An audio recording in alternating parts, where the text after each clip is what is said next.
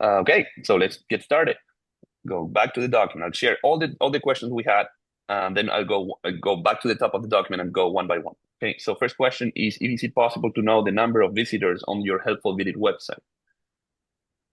From La Morinda, California. I'll give the answer later. So Olympia Area Village is asking if we can have a payments button on the public side of the website. Because today, essentially, there is a donate now button, but can we have a payment? In particular, when there is a membership, a new member that signed up, how do we have them pay for their membership dues?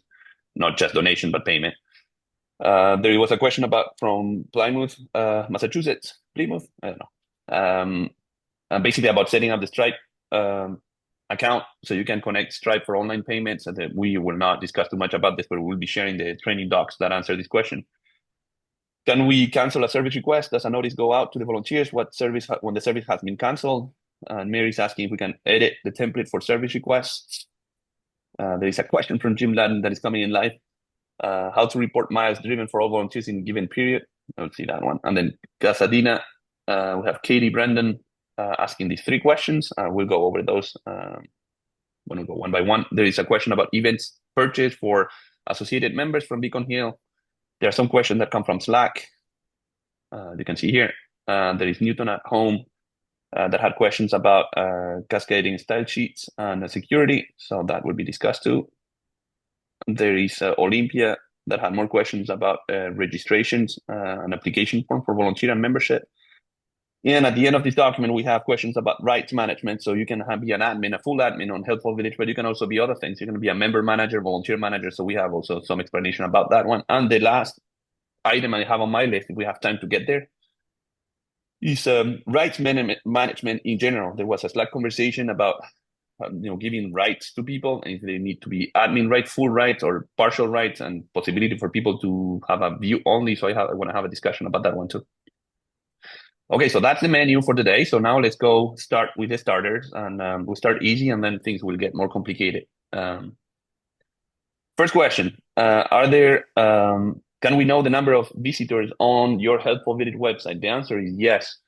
The way to do it is just visiting this element that is on our help center. Actually, I need to do another thing because many times the answers to these questions are basically available online. So you all need to know about this website.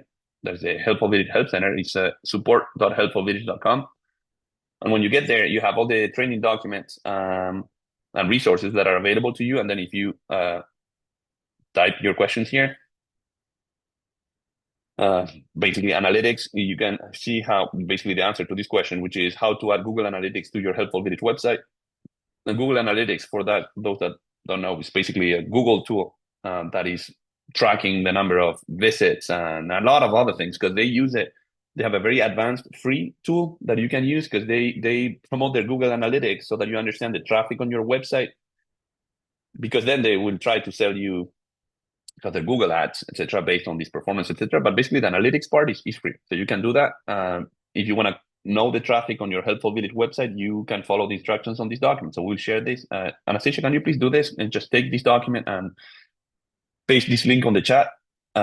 It's explaining how to create a Google account, a Google Analytics account, and then what you need to do, you need to generate a measurement ID, send it to our team, and then we will add it to the server. And then from that moment, our server is sending information to Google Analytics for traffic reporting. That is question one. Let's move on to question two. Olympia Area Village, payment button for just different payment reasons. So what happened here, I understand, is that Olympia is a new village in Washington State. And then this is their website. And then basically they can come here anytime. We make it super easy for people to donate. And they connected their Stripe account, so they just can click donate. And then basically the system's going to take a donation for any donor that goes to their website. Now, the situation that they had is that they had a new member. And basically the new member they got is like, well, how do we invite them to pay for their membership? They wanted to have a payments button on the homepage. But a payment button seems kind of a little bit kind of super vague to me, because then you receive a payment, you don't know where that's coming. I think it's more trouble than anything else. I think it's a lot better to do it this other way, which is that if you go to demo, you create the member, right? So if you go to my mom profile and then you search the person, you go to the member tab, after your review of the thing, you can have these different vetting steps or different process to accept new membership. When the membership has been reviewed and accepted, you come under the member tab and you can add a new, basically a new membership information for this person. You set the status to active, etc. Once it is active, you can have access to all these other things. First, as an admin, you can enter the renewal of their membership or set up monthly payments. This is if they send you a check to the office, you can come here and click on renew. And then here, obviously, depending on the membership type they're in, you see that's another advantage of not having an anonymous payment form, but just if you do it when they log in or when you do it for them, it basically is going to ask you to make the payment for renewal for the right amount. So yeah, I don't like too much the generic payment thing where people can pay whatever they want, but rather they should be paying the right amount of things. And then from here, that's it. You can come here and then you choose the payment method. If they sent a check to the office, you can choose it from here, cash. If they want to set up their bank account, if they gave some credit card information, you can do it from here too. Now, what's interesting is that our recommendation, if the question is not how admins could do this, but the question was how do they invite the member to do it themselves? I believe the best way to do it is to invite the member to log in. So basically, if it is my mom profile, I would go create her membership information. Then I go to General tab. I scroll down, and then under here, she doesn't need to have any particular rights. She can have a Village Talk participant, and you can send password instructions. Once they have password instructions, I would come here, actually. I would go to activity, and then I would send a new email to this new member. And then I would choose an email template that I have set up, which I have not looked before the meeting. But basically, you can set up a template email, all right, which is that you can configure. Basically, confirm membership. No, actually, it's not here. So basically, it's Word template marketing email. Well, anyways, you can set up one of your email templates, right? That's going to have some customized language that you set up, right? And then you can send it out where you're inviting them to renew. Actually, it's a good example because this one, email template, includes this button that says renew with credit card. And this renew with credit card includes a secret key that they can use when they click on that button on their email that will allow them to make the payment even when they're not logged in. There is another thing that you need to know is that you can also train your members, right? So that they have their username and password, they log into the platform, and then basically I would tell them, just, you can do two things. Either you can go under here, about us, you go under the member area, where is all the features that are offered to your members. They can create a new service request if you're offering that service, if you can have preferred vendors, Village Talk, on all these other modules that you have. And then if they're already a member, you will see this renew membership option. And then basically from here, your member, instead of making a payment anonymously, they are logged in and they can set up a one-time payment or even a monthly payment on their own. So the best way to do it is not just anonymously from the homepage, but rather having them log in, go under menu members, and then here it says renew membership because I've been a member for a while. If it's a new member, it would say pay for membership, but kind of the words here change a little bit. There's another way your members can do this also. If you're preparing some training documents you want to distribute to them, it's like a person can come here, they go to their picture on the top right when they're logged in, they can click on my profile. And when they look at the my profile page, it has all these different tabs. I know it looks a little bit similar to the admin profile page, but it's not. So they don't see the same tabs that an admin can see, right? But they can see some information. They can see the picture they have for themselves on the platform. They can see some upcoming activities they have. For example, I have signed up for these events, and I have a service request that I will be doing on 31st of January. It's kind of my calendar. I can see the contact information the Village has for me. And then basically if I go to my member tab, I have my information about my membership. So they can always see what type of membership they're in, if they have an active, the status of their membership, their expiration date. And then from here, also from my profile, they can come in and click a one-time payment or monthly installments. It's another chance for your members to make their payments for membership. So in a nutshell, don't have a generic payment method but rather have them log in and have them do a better payment where you will have information. And actually, when they do it this way, it's going to automatically update their membership expiration date and paid until date. So it's a lot less work for the office. So basically just donations are available anonymously. For payments, just invite your members to log in and then do the right thing. And if they don't want to log in, they can always send you a check, I guess. Perfect. Let's go back to another question. Okay, so this is another question that I will not necessarily be discussing. So helpful, we received this question from Plymouth. They were connecting their online payments. So for online payments, you can accept credit card payments and also ACH, bank account payments to your village within Helpful Village for membership payments or donations or anything like that. So just Anastasia, if you can copy, if most of our villages have already connected their Stripe accounts. If your village is new or has not connected it, we will be just copy pasting these two training documents that are also on the help center. So you can either click on it from the chat, or if you don't want it from the chat, just come to the help center as we were before, and you just type Stripe on the same document. Stripe. Comment? Yes.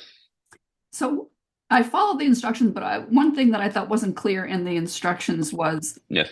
it says that if you have two accounts, like a separate one for donation and other payments, Yes. you have to do the process twice. So I thought that was an option.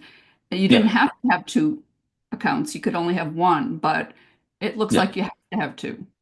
Yes. Is that correct? Yeah. Well, let me explain. So basically, because I'm happy to make the clarification, and I know it makes it a little bit more complicated to have two accounts. And even when you say two accounts, are actually two sub accounts into one single Stripe account. Now, the reason is when we had our early day villages, they would contact Stripe, and Stripe was offering a non-profit discounted rate, right, for all transactions. They were more generous. They were doing 2.2% for everything. So if you are one of our early villages, I think you still have a better deal. But then they became less generous, right? And what they decided is like, well, we don't want to give you a discount for payments, but we can still give you a non-profit discount for donations. So what we did is that, well, we want our villages to have access to that discount, right, from Stripe. So you can create these two sub accounts into Stripe, and we will map our payments to the payments Stripe account and the donations to the donations Stripe account. In that way, every time you receive a donation, you get a discounted fee from Stripe, so you receive more money in your bank account. So I apologize, not very clear, but just following Stripe and trying to give you a way to get the discounted rate from the I emailed Stripe without the donation account to say we're a nonprofit and we get the lower rate, and they wrote back and said yes, you'll get the lower rate. That's without I didn't have the donation account, but maybe that was whatever missing the two now. Yeah. So the thing that is funny is that their nonprofit deal, they don't publish it online. There is a website, right, where you say, well, write us an email for your nonprofit deal. So it can depend on who you're following. For us, and we had a discussion with them, the most common case today is that they will tell you, we don't want to give you the discounted rate for payments, but we can give it to you for donations. If they give the discounted rate for everything, then good. But also another thing that I would say is that you can create the Stripe account, you can connect them with Helpful Village, and you can request the discount after the fact, and they can apply the discount after the fact. You don't need to wait for the response to set it up, but they can apply it. And then also you need to do the math on their transactions to see if they're applying the discount or not, because maybe this gentleman said, yeah, you can have it, and then they're still charging 2.9 when they should be charging 2.2. So I would say you can do the math. And then also, I would say another thing, Helpful Village, that we don't see the Stripe account. They don't tell us the deal that they give you, etc. So we just know your Stripe account, and we just found a way to say, well, we wrote more code so that you can get this additional discount. Cool. Thank you for the question, Mary. Okay, so so I was saying two things. First, Anastasia, if you can click these two links, copy these two links into the chat, so people will have these these answers about Stripe. And then the other thing that I was saying is, like, you can go to the help center anytime, type Stripe, and you see here the exact same documents we're just showing, why Helpful Village connects with Stripe, and then how to set up Stripe payments. Next question, Catherine Johnson. When you cancel a service request, does a notice go out to the volunteers that the service request has been canceled? The answer is no, it doesn't send anything. So I'm going to show it in an example here. You go to volunteers, service request. And then you have any service request. Here, dentist appointment. So cancel, well, there are different statuses for service requests, right? Open, it means that it's waiting for a volunteer to take it, is available. And then you have matched when you have a volunteer that is set up, and then canceled is when basically the member no longer needs the service, either because it was canceled or basically because they have other plans. Sometimes they have their kids taking them to the doctor and they don't need a volunteer anymore. So the way you do that is that either from both open. I'm doing this in open, but actually I'm going to do it in a different way. I can go here and I can actually take this one that is not open, is matched, is assigned to me for one of the demo, right, on the 31st of January. And then let's say that the member doesn't need this anymore. So I'm the volunteer, this volunteer is matched. So you can come here, if you click remove the volunteer, that changed the system from, well, there's no longer volunteer. This is basically what I showed is what happens if a volunteer cancels. I should not have done that.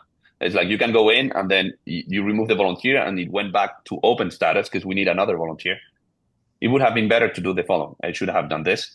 I actually made a mess. And let me fix it. Actually, I can do it. So I can volunteer again. So I guess my question was, when you go through and delete it or cancel it, does it notify the volunteer at all? It does. Yeah. No, it's a good question. It doesn't. We don't. Because basically, the reasoning behind it is that, well, let me do it with you and I'll give you the reasoning in a second. So the right proper way to do that was opening the service request that was matched, right, with a volunteer, and then come here and say, put it to canceled and fulfilled, which I'll explain in a second. And then you save. And then now this one is canceled and fulfilled. But then if you do that, basically, so there is a difference between canceled and fulfilled. Canceled, it means service request was canceled. We did not find a volunteer to do it, right? And canceled and fulfilled means that the member requested something. We had found a volunteer for it, right? So you did your job as a village, is a success. And then they still decided to change, but it's not, you see what I'm saying? Like we put it that way so that in your reporting, you can show your board is basically, well, I did my job as a village coordinator. I found a volunteer. Well, then she decided to change her mind, but she had one. See what I'm saying? So this one counts in our, fulfillment rate. Now, also, when you do that, it does not remove the volunteer. See, it's still here, right? So also for your records, you will know that this person going to volunteer at this time. And then the next thing that we did is that, well, this is now canceled and fulfilled, so it's not on the open request, etc. Now, it didn't send an email. So the next thing I would need to do, right, is that going to the volunteer profile. And then, interesting. But I would go to the volunteer profile. You can do it two ways. Like you can go here to activity and I can send a new message. If you want to send an email, right, to this person and saying, well, unfortunately, this service request is no longer needed. The reason for this is like we always felt that when there was some annulation or cancellation, we felt that it was a little cold for the system to say, well, it doesn't matter, you're out, you're no longer needed. So every time there was some kind of a unpleasant experience with the village, we felt that it was better for a human touch saying, well, we appreciate you as a volunteer. The member had this, but for this whatever reason, she felt more comfortable going with her son at this time. So, please continue volunteering with us. All of that reason, we felt just an automatic email was too cold, and it just, we try to make it kind of automatic, right? When everything goes well, for example, the opportunities to volunteer, they go out automatically. They match with a service request, they receive a confirmation email. They receive a service evaluation with everything went well. But here, everything did not go well. Everything, something went sideways, right? Because the volunteer experience is not great because he had that in that schedule, needs to do something. And when there is something that goes sideways, basically, we let the human do it. I think it's a good opportunity for the human to do it. Cool. So that. Thank you. Perfect. Yes. Dorothy, there is a question. You raised your hand. Is it about the same question? Yes. So yes. Just understand, the requester goes to the volunteer profile and changes it? What if you're an all-volunteer village? Yeah, so basically it needs to be an admin or a service request manager. So it's a good question. So basically, the requester, the member cannot cancel a service request. It's an interesting question because... Oh. Okay. Yeah, because the thing there is that there's this accountability thing, right? We didn't want to make it so that, imagine my mom, right, is asking for 3 drivers for the week, right? And then a volunteer takes it, is matched, schedules it, and then my mom says, I'm not gonna go. You see what I'm saying? Make it too easy to cancel automatically. It creates a lot of trouble for the volunteer and for the organization. So basically, for accountability reasons, we say, well, remember, if you had this set up, but you pick up the phone and you call the office or leave a message or send an email saying, well, I apologize, I had to cancel because maybe I'm feeling safer going with my son. So it's basically it was easy to do it technically, but just a way to make sure that your members basically don't cancel too easily and then put the organization or the volunteers in trouble. And if you don't have an office, all you have is Well, a that volunteer requester. same thing. So basically, same thing. So you will, we invite your member to send a message to either to your Google Voice, right, to leave you a voicemail, or to send an email, and then it's in the list until some village coordinator processes it. But there is just no cancel. Now, if they were matched with a volunteer, right, and depending on the settings, the member can also see the volunteer, right? So potentially, they cannot change the status of the service request on the system.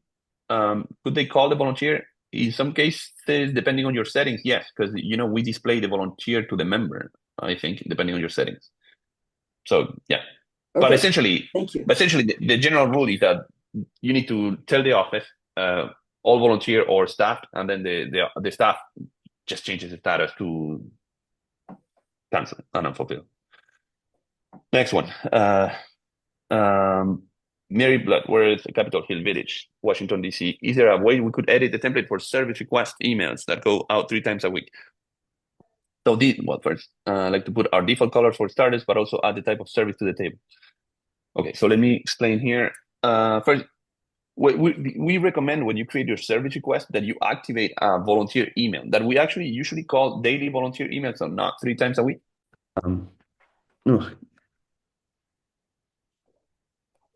Well, we have an Amber Alert. Sorry. Can you hear me? I don't know what happened.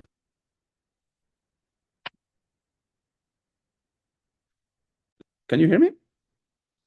Yes, we can hear you. The alert, it's Amber Alert and I don't my headphones disconnected from the call maybe. So coming back here to this service request question, by default it goes every day, but then if you want it customized and send it less often, you can tell us what days of the week you want to send your volunteer email out. The volunteer email is a smart email that is customized for that volunteer. So depending on their volunteer skills, if it's a driver, we'll send the rides. If it's a handyman, we will send the handyman requests, and also we put them prioritized. So if you put some service requests that are set as important or something like that, they will be included in that email quicker. So that's the daily volunteer email. Now the question is, can it be customized? The answer is at this time no. We could potentially add some text that would be easy for you. If you need to add additional instructions there, that would be fairly easy to do. Then adding kind of a column to the table and all of that, obviously that's not, it could be an idea we can discuss as a group, but it's obviously a lot more complicated because if you add another column and then what happens on a mobile phone and then obviously it's going to tap into the database, so that would be a lot more complicated. Colors, I think there is some customization possibilities that we have for colors on the buttons of that email. And then for as I was saying, adding a text that is customizable. For example, if you go to here, if you go to admin settings,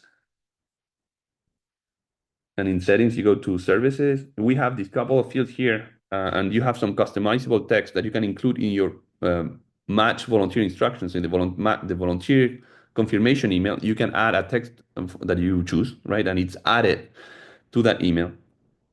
And same thing for the match member instructions. So some text that you can customize. Villages operate in different ways. Some of them ask their volunteers to call the members. Some of them call the members from the office. So you can customize this, and that customization goes into the email that is sent out. So we could potentially do the same thing for the daily volunteer email.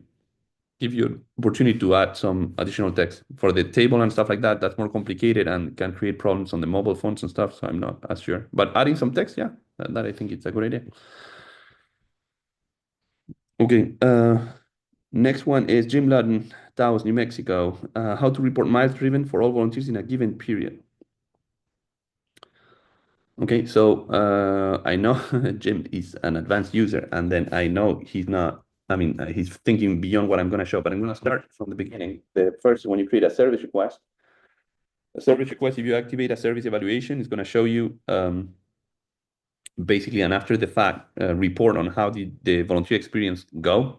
And when you go there, right, this is a ride that I did for my mom on the 28th of January.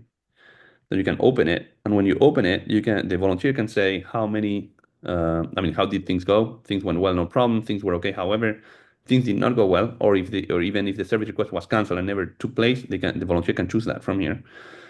And they can write a comment about what went wrong, and then you can activate this option here, where basically the volunteer can report the mileage that they did associated to the service request. So that is available. Now, what I'm thinking is that Jim is thinking about a different thing, but he can come in and explain it to us. Maybe Jim, you should, kind of tell us more about your question. Because I have another thing that I wanted to show you, but maybe you can come in.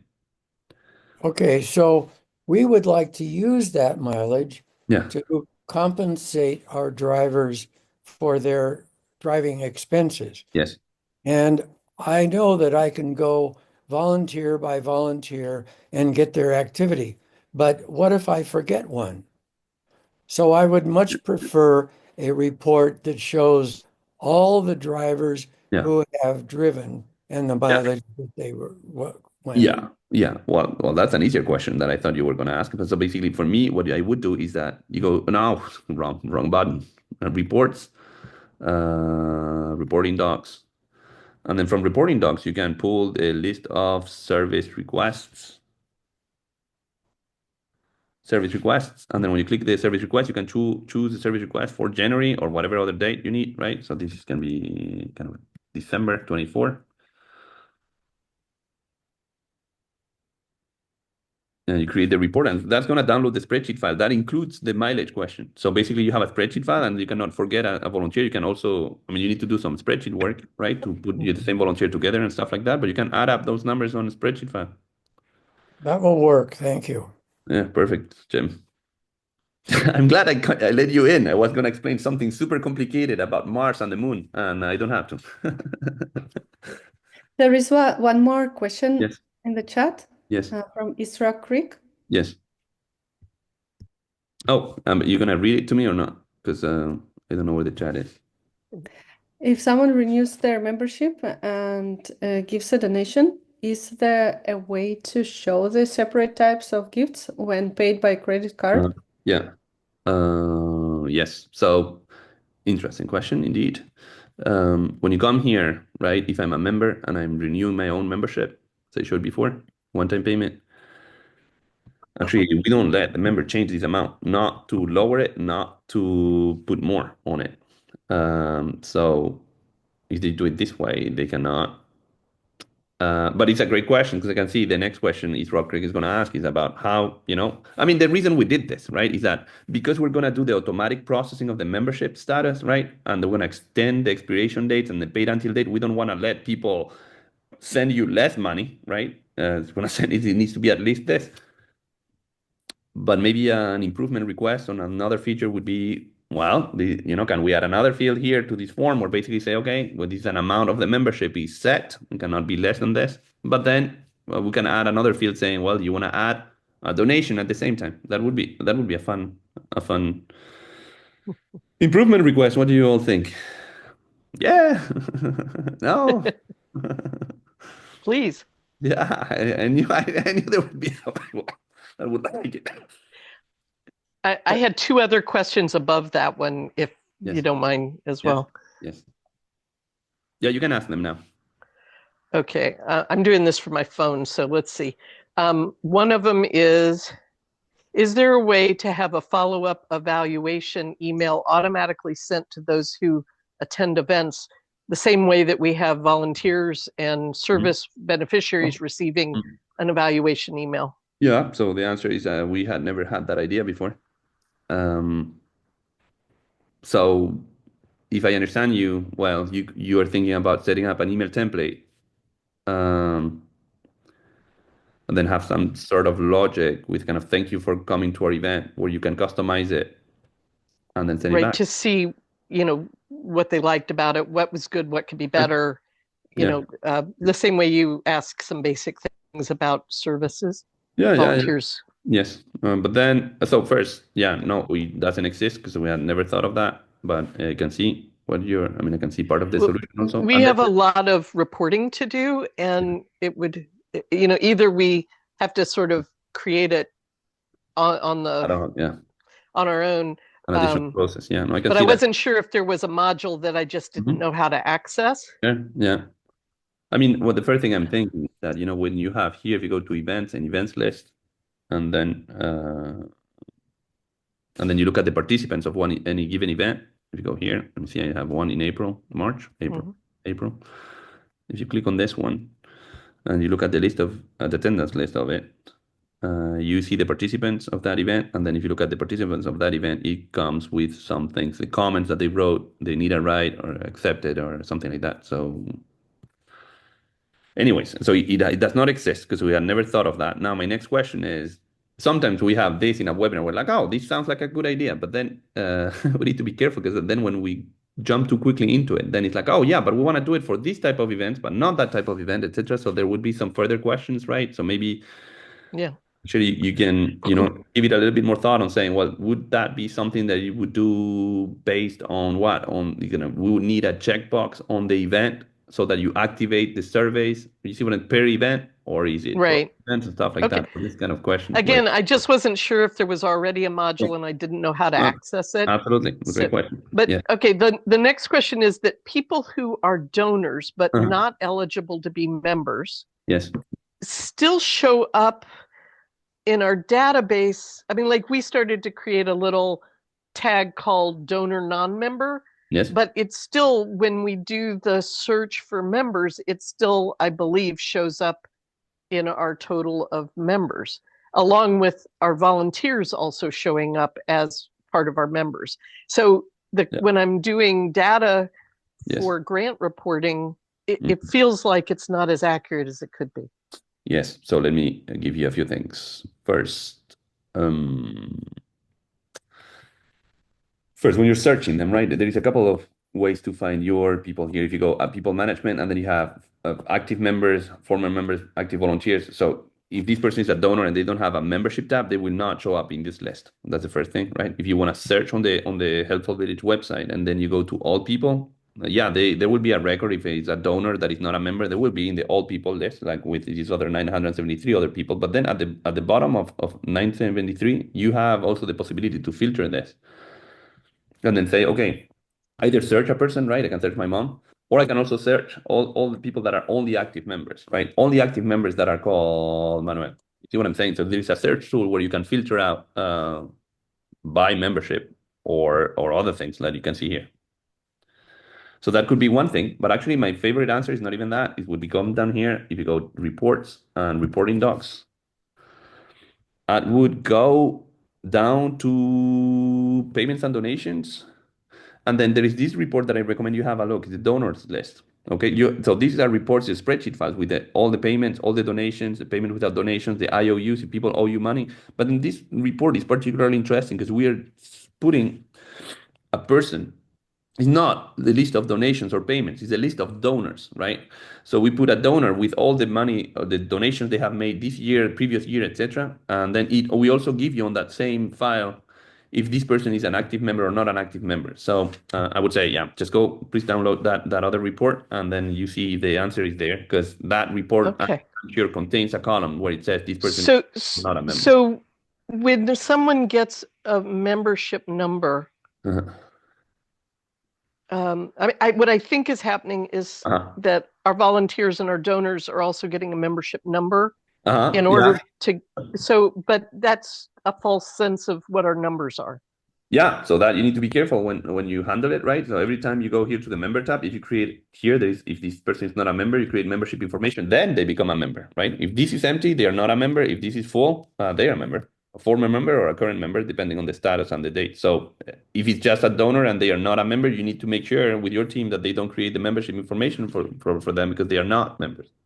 Okay, but then their email and things would still be in our mail merge to get our newsletter? Yes. Okay. Yes. Okay, I think that's where we may have had some administrative.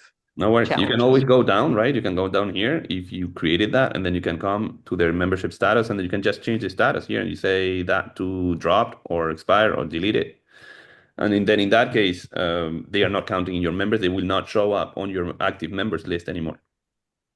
Okay, thank you. I appreciate it. Perfect. And then Bethany, do you have a question related to this one? Yeah, I just wanted to follow up on that. So, the staff is currently showing up in our reports as members, so we Yeah. do the same thing. We change the status to deleted. Is Yeah. that, but it'll preserve our profile? Yeah, well, yeah, I think Okay. that is kind of something that is also funny from past world or experiences. Maybe Club Express required the staff to be members. We don't. I mean, you don't need to be a member. If you're not a member, it's non-member. I think that might be coming from the import from Club Express, where you had a membership information from Club Express. Yeah. But you don't need that. It's like for us, it's like it's all the staff and basically administrators. If they're not members, this can be empty and you can do everything. It's not a problem. So yeah, go in if you're not a member. I mean, if for any reason you want to count yourself as a staff membership, you can do it. If it doesn't make sense to you, just delete it, and then basically you're not in the active members list, which makes more sense to me. Great, thank you. Okay, we need to continue with the list because I know we have a long list. Okay, Katie Brandon from Pasadena, California. By the way, I'm sorry, Katie, because the fires and stuff has been really terrible in your area, and we're here in San Diego. We didn't see anything about the smoke, but I hope you're doing all good with your members. Thank you. Okay, first, we would like an alert to be sent out to the member and the membership manager when a credit card expires or is about to expire to their monthly payment. So you can, as we showed before, you can have a member and then you can activate monthly payments for them. Choose what is the date of the month where their active monthly payment goes. And Helpful Village in collaboration with Stripe will withdraw this money from the credit card or the bank account and then basically make monthly payments for membership. For as long as needed. And then what happens is, like you're saying, when the card is about to expire, well, we cannot do it because actually Stripe is not sharing with us the expiration date of the credit cards. I mean, they process the payments and stuff like that, but they don't give us the date, so we probably cannot do it. What happens here is that Stripe, when they try to collect the money for this monthly payment, and then either it's successful, and then when it is successful, we want to extend the expiration date and the paid until date. And if it fails, Stripe lets Helpful Village know, and Helpful Village sends an email back to the village saying, well, there was a payment that was planned. Unfortunately, it didn't work.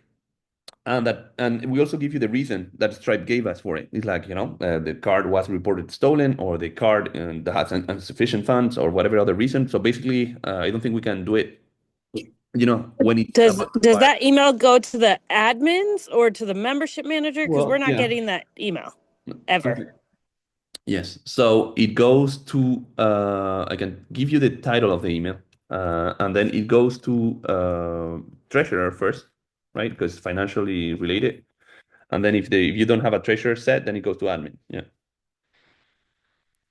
Okay, so I guess we need to see who's marked as the treasurer. Yeah. Yes. We know who's marked as admin, and we're not getting those email notifications. Yeah. No, if there is a treasurer, the admin doesn't receive it. So you go down here, you go settings, right? I know you know this, Katie, but for other people, it's like you go to here, and then under contact info, under settings, you will see who are the notification recipients for your village, and you can set admin email as and then you can send specific more other emails, and you can have more than one person. Under treasurer, you could have Christina and Luisa Barbara here. So basically, when there is an email that needs to be sent, a notification that needs to go to the treasurer, you go here. So maybe, Katie, it could be a good idea to check this setting. And then if you want to receive an email also yourself, not only your treasurer, you can put a comma here and add your email address. It will send to both. Okay, I'm seeing some with commas and some with pluses. Oh, no, they're commas. No. Okay. Yeah, so we'll it's use a only the comma comma. to add an extra person, and Yes. hopefully we'll start getting those messages. Yeah, Okay, thank yes. you for clarifying. That is one. Is there a plan to implement a mobile version of the website? So I'm going to show you this. I think I need to change my settings of the call. Where is it? I need to stop sharing. I need to change my blur. And then I see my camera. I don't know if you can see me in big or not big enough, but basically, yeah, I do have on basically the Helpful Village website on the mobile version here. And then what I do is that I have actually different shortcuts for different features on Helpful Village. So I don't know if you can read it from there, but one of them is events. Another is service requests. I need help, or providers, etc. If I click on one of them, you just click on events. It's going to take a second, but we have a mobile design list of events that is customized and designed for the mobile phone. You see that it's not the same list that you would see on your desktop computers, right? So it has a mobile specific version. For some of the features, that is one. Can you click on one of those events so we can see how the event description looks? Because it's really hard to read on phones. Yeah. Click on it.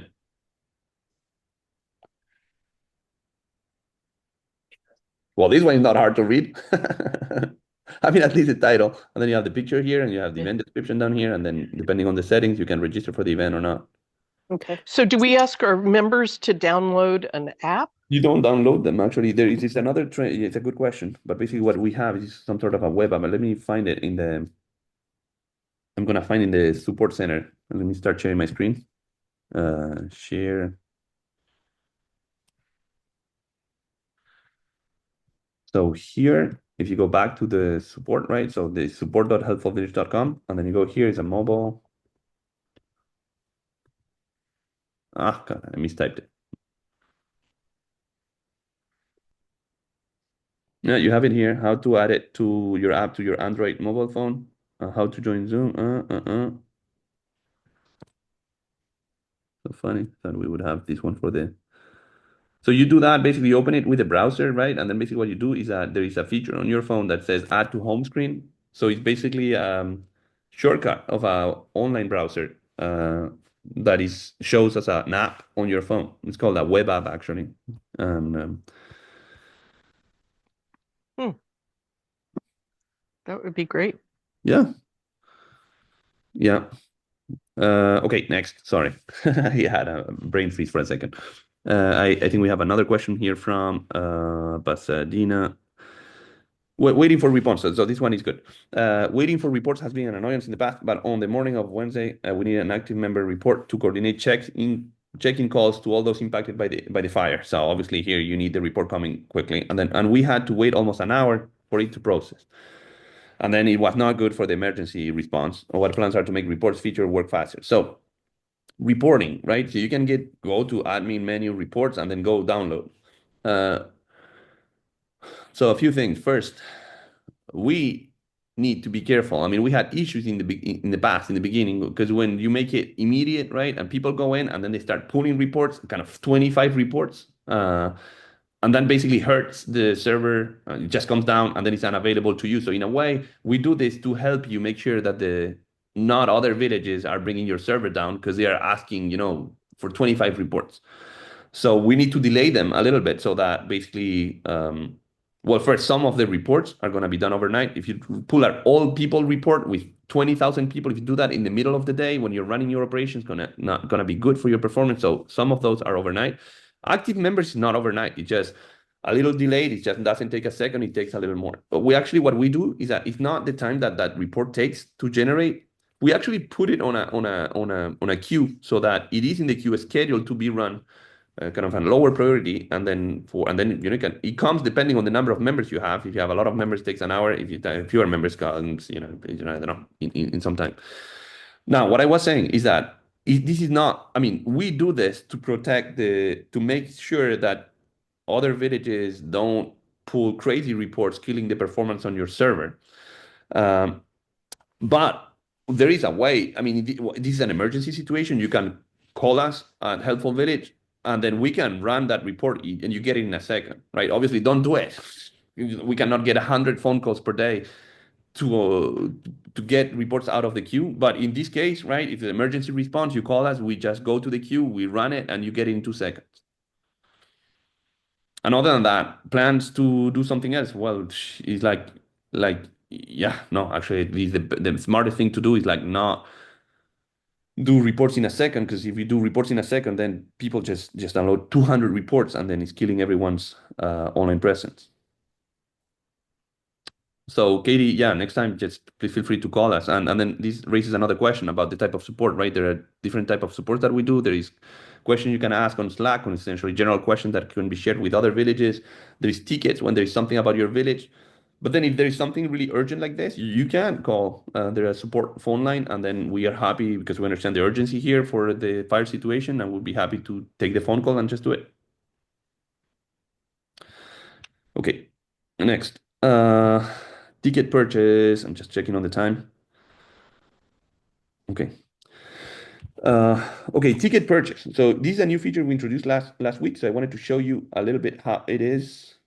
And I'm gonna show it to you, just a quick demo. I'm gonna stop sharing that screen. I'm gonna start sharing another screen. Okay, now I'm sharing this. This is Firefox, it's another browser. I changed my Firefox browser because this I'm logged in not as an admin, I'm logged in as my mom into the profile because she has a member account. So I wanted to show you this member feature. And when you look here, she cannot search because that's an admin feature. So it's going to be funny for you, the admins on this call. But she can do these other things. She can come under members, renew that. Remember we said before she can renew her membership and pay. So that's one of the features she can use. But then what I want to show you here is that a new feature we added, which is going to the events list. On the events list, you scroll down to the event you want. And then I have an event here in April. And then you can purchase tickets.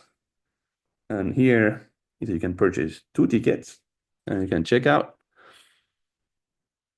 And then basically have 2 tickets for $20. And then you have all this information. We had all this before. And the new thing, and I know it's a new feature, so I created some confusion at the beginning, etc. Now she can come in here, check the name of her associated members in the same household membership, right? To the ticket registration. Obviously, if she buys 1 ticket, it's not there. If she buys 2 tickets, well, then the checkbox situation is there. This is not editable, right? Because the associated member, she can add a comment here, can accept the terms. She can pay with credit card. I'm gonna do a credit card payment.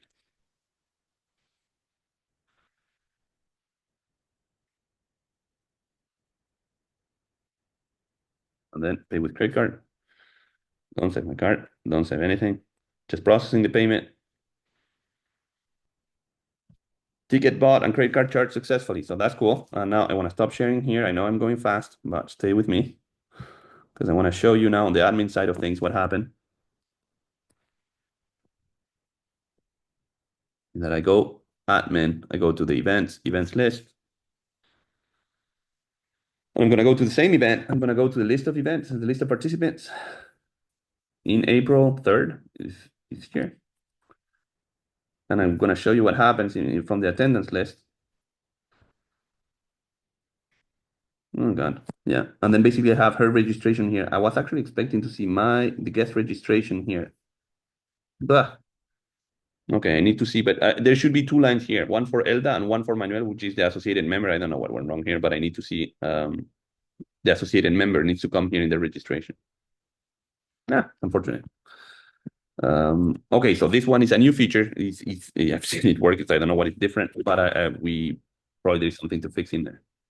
Yes, that situation that you just showed, we've encountered that when you pay for a ticket and add a second person, that name does not show up.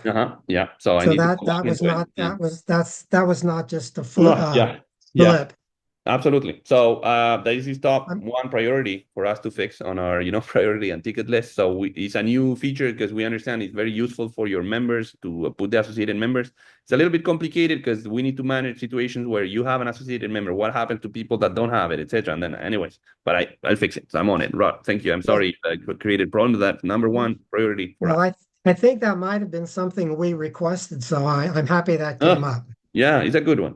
I know Beacon Hill requested it too, so several villages requested, which is a good sign. I'm going to skip the Slack questions because I want to address one security question that was also on this list.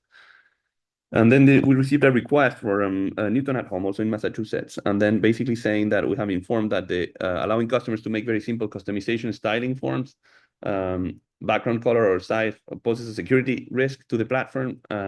Please, can you provide an external reference? So I'm doing just that. So basically what happened here, we received a request, if I understand, so that basically people could come here to the new service request form and then have a possibility to change the style and colors of the service request. There is a security risk because if you have access to basically change the appearance of this form, basically you can do a lot of other things. I'm just going to show this text here, actually. I can read this with you. If the user is the only person with ability to see their custom CSS, then there's not really any danger. They could ruin their own experience on your site. but not for others. However, if their custom CSS is displayed to other users, then they could potentially use it to completely mess up the styles of your site as you intended. For example, they could simply grab the idea of some important elements from your source and overwrite them to hide them. So one of the things you can do with style sheets is like you can simply hide a button, and then you can move a button. You can change the label of a form. So there is a ton of other things. I'm just going to copy this list of possible, CSS attacks and put it on the chart and then we're happy to share. But all of these are well documented CSS attacks from the style. And I know that sometimes it was not the intention of the person that requested it, right? I'm sure they wanted to just change the colors and something that was not ill-intentioned. But what is important to see here is that it is my job, right, to protect the data of your members. I know sometimes some of our villages come to us saying, well, it would be great if we can change the colors ourselves, etc. But then you're thinking in the context of, how we can change color for yellow or blue, but there is also some risk and threats that happen. And maybe today you are happy because you would be able to change the colors. But the day when there is a real hacker attack on your website, and then you have your members calling you because they think that their data was stolen from your website, I know you're going to call me. And because you're going to call me, I need to make sure that we put all the security in place so that there is no funny games with the security of your members. So I understand it's a limitation. We are happy that you do the styling on your website and on other things, but really on something like a service request application form or things like that interact with the data of the platform, we're not super excited about adding the risk of a security threat that would come with these style sheets.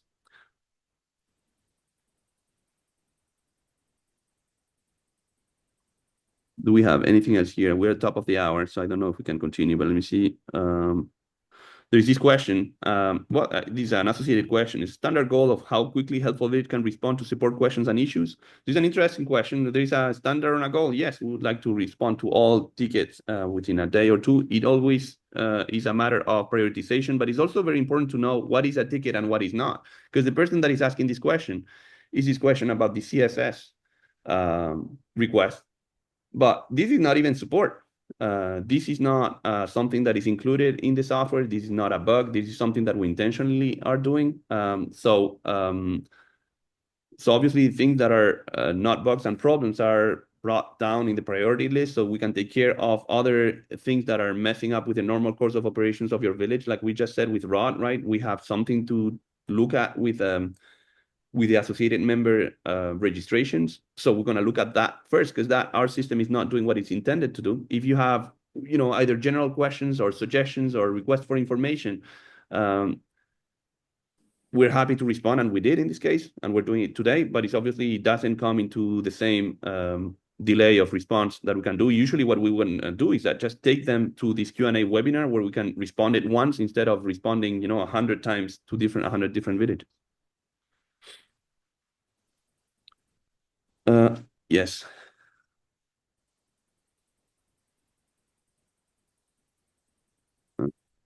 Okay, so that one was for this question, and we're at 12:02, and then we basically got to the end of the meeting. There is some other questions here at the bottom for rights management and things. So I think we should just take them for the next Q&A webinar in February. So we put these last questions that we could not answer today. We'll put them at the top of the priority list. The questions for the next webinar.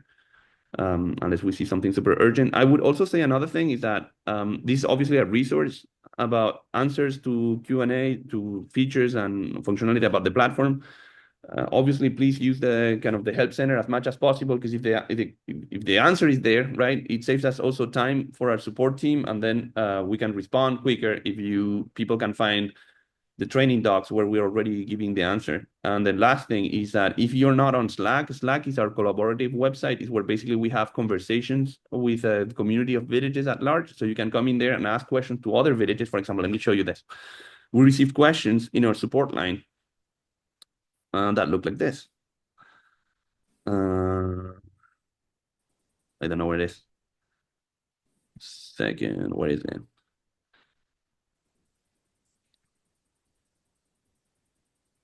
Oh, there we go. No, here. Yeah. So what is the advantage of online QuickBooks version? That's hardly a support question. In our case, I would put this one on Slack. Maybe another village has experienced this and can answer without, and have our team focus on the helpful village questions. We had a phone call this week about a person that lost their MailChimp password, and they was using our helpful village tech support to help them reset their MailChimp username and password.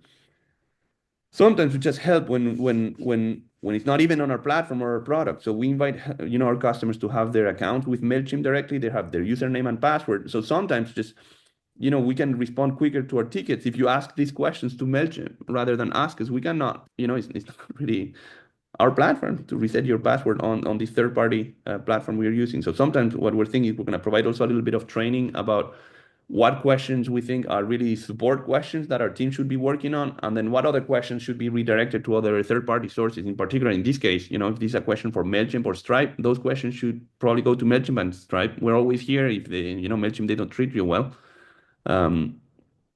But the efficiency of our support depends also on what type of questions you send us, and then also that you're using the support resources that we make available, the Help Center and Slack, where you have a lot of questions and a lot of experts in helpful village that can maybe give you the answer even before our team can. So that's a lot of discussion. Okay, perfect. So I think we have several questions in our chat. Yes. I put all of them at the end of the document. Okay. Probably we can answer it next time, or if you can look at it and probably if there is something urgent. Yeah, we'll probably take them next time. What I would suggest we do is that I know NMeter just raised her hand, so maybe we can take the live questions now, and then for the other ones, we just all of them are at the end of the doc. Okay, cool. So Andy, do you want to unmute and tell us something? Well, I just wanted to say that I did submit a support request on Monday, and we used to get an automated response that said, "Thank you, we got it," and it gave us a support ticket number. Yes. And I did not get that. So did that go away? How do I know you got my support? Well, request? you should, when you're submitting the support, you can do it in two ways. The recommended way we suggest is this. You should get this confirmation message from. And we did not. And I would go in again and do it, because this is basically this website that you see here, right? Is a third-party provider that we use for documentation and support, right? So their job is to create the ticket, right? So you can come here to support.helpfulvillage.com, submit a request. It's exactly what I did. You did it on the website? Okay, cool. Yeah. So if you don't receive a confirmation from them, I just maybe give them 5 minutes. I don't know what they're doing, and then just basically try again until you get a ticket number response. Okay, because I got nothing. Yes. You see, it's what I'm saying. MailChimp not doing their job, and then here, Zendesk not doing their job, but we're here. So if I don't get it a second time, do I call? I mean, you can call us, I guess, but then, we definitely want to know if this ticket system. And now, I mean, this is the ticket system that all the, half of the internet is using. So I would say, if something weird where their server is down or slow, just wait for 5 to 10 minutes. If your ticket can wait, they would go back to their website and retry, and then it should probably go through. And then obviously, if Zendesk is not doing their job, you can always at one point call us or send us an email, but defeats the purpose of prioritizing our support requests. Right. But if I can't get through to you, I can't get through absolutely. to you. You always need to, if this is the preferred channel, if this channel is not working, you should take another channel to make sure we hear you. And then the other thing that I was saying is that, I don't know if you're on Slack, but we can send you an invite, because it upon request, and this is a space where you can, I'm going to show you here, basically. It looks like this, basically, where you have different questions and announcements that Helpful Village is doing, and then there is different questions from different villages. So Ava, Jeannie, Linda, so different villages asking different things. So in your case, I would come here and say, well, I tried to submit a ticket. I find it funny that the support system is not working, and you would hear from another village saying, well, we got the same. This is weird, or I don't know, something like that. But this is a good resource also to get information about other villages' experience with any of our providers or ourselves. How do we get into that? I guess I need to figure out how to get on Slack. Okay, so I'm gonna stop sharing my screen for a second. Gonna do something crazy, because it is upon invitation. So basically, what happens here, you can always create a ticket asking our team to add you to Slack. But because it's Christmas today, I'm copy pasting into the chat the invite link. So because you are our friend and you stayed here for an hour with us, you can use this link in the chat, and that will allow you to enter the Slack collaborative website where there is this discussion. It's free, and then the only thing we ask you is that you enter your name and the name of your village, because when you're asking a question, it helps our team know what village are you with, so that we can fix your problems quicker. But yeah, it's the same link. It's an invite link, so you can different villages can use the same link.